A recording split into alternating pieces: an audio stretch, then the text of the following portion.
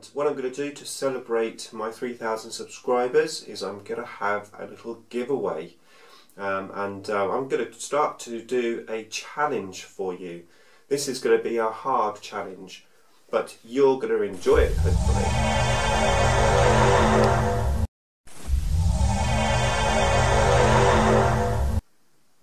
Nicholas speaking, and welcome to this video.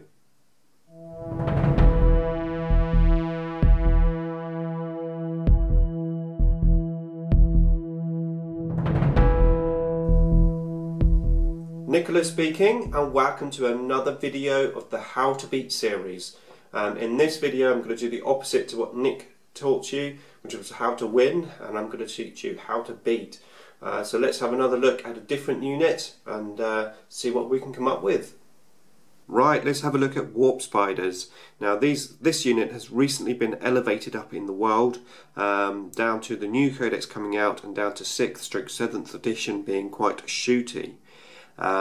It's quite interesting that although GW brought them up to the top of the best units in the codex, they didn't bring us any new models, so we're still stuck on these really old minis, and I think that's why Nick hasn't painted them. I think he's waiting for a new set of minis, which I'm quite pleased about, because check out this guy.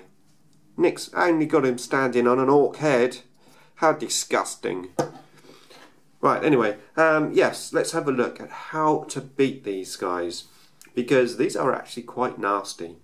Now, your opponent is going to play them either in two ways. They're either going to be deep striking in, or they're going to be starting on the board. Either way, they're a right pain in the backside. They have huge amounts of movement. In the movement phase, they can move 6 inches regular. They can use their jetpack, move 6 inches, ignoring terrain and stuff. And then they can use their warp pack, which is 6 inches plus 2d6 inches. Not only that, then in the shooting phase they can run, and they've got battle focus, so they can run and they can shoot. And then in the assault phase they can use their 2d6 assault range, even if they don't assault you, so they can actually move even in the assault phase. So they get huge movement, and even if they deep strike down, they can deep strike down, and then they can run and shoot, or shoot and run, and then after that they can use their 2d6 movement as well, after they've deep striked. So huge movement, and that is the pain in the bum. Not only that, they've actually got really good guns. The guns itself, strength 6 against infantry, strength 7 against vehicles, and it's any 6s is AP 1 as well. I think it'll really hurt you. Having said that, they're only 12 inches. And that is what you need to try and take advantage of, the 12-inch gun.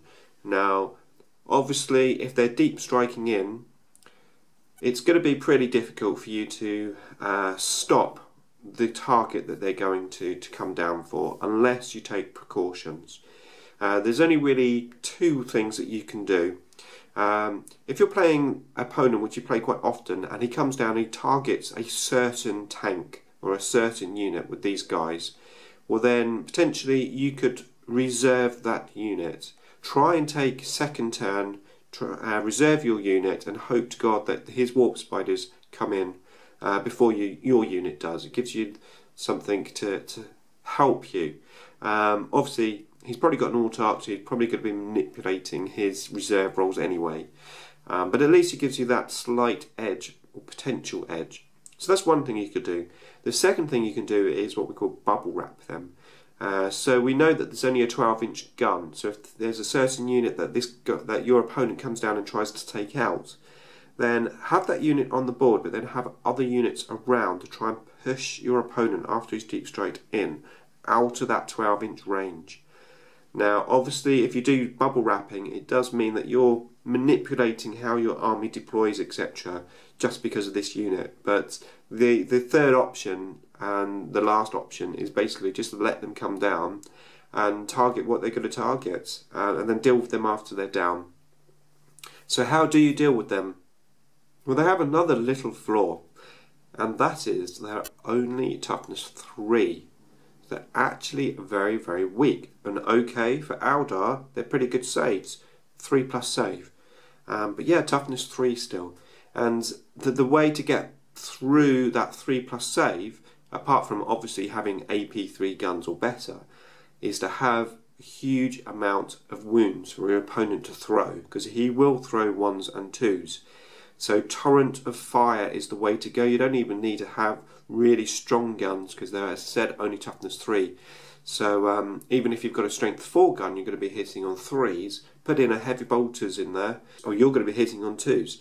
So you've got a good chance of getting a good number of dice through. And once your opponent has those dice in his hand and he's doing his saves, there's a very good chance that he's going to, foul basically, and some of those are going to die.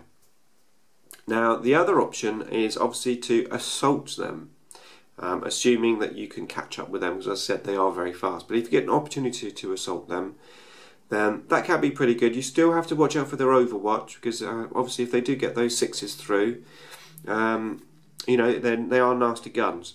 But they're needing 6s isn't a huge deal to worry about. So yes, once you assault them, they're actually pretty pants in the assault.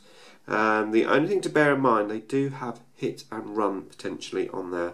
So if you don't wipe them out, then they're going to basically do their hit and run, and then they're going to shoot you again. So you can't necessarily hold them up in the assault, but I said they're pretty rubbish in the assault. So you can certainly deal with them that way. Okay, so not a huge amount of information there, unfortunately, because this unit is really difficult to deal with, because it is so fast. It's got great guns. As I said, just pick on those 2 weaknesses, which is only a 12-inch gun, and obviously if your opponent isn't deep striking, he's just running up the board, then that gives you a bit of time to work out how you're going to take them down. So yeah, the 12-inch gun. And then the second thing to remember is that they are only toughness 3. So you don't necessarily need to shoot your big heavy guns into these. Just torrent of fire is the way to go.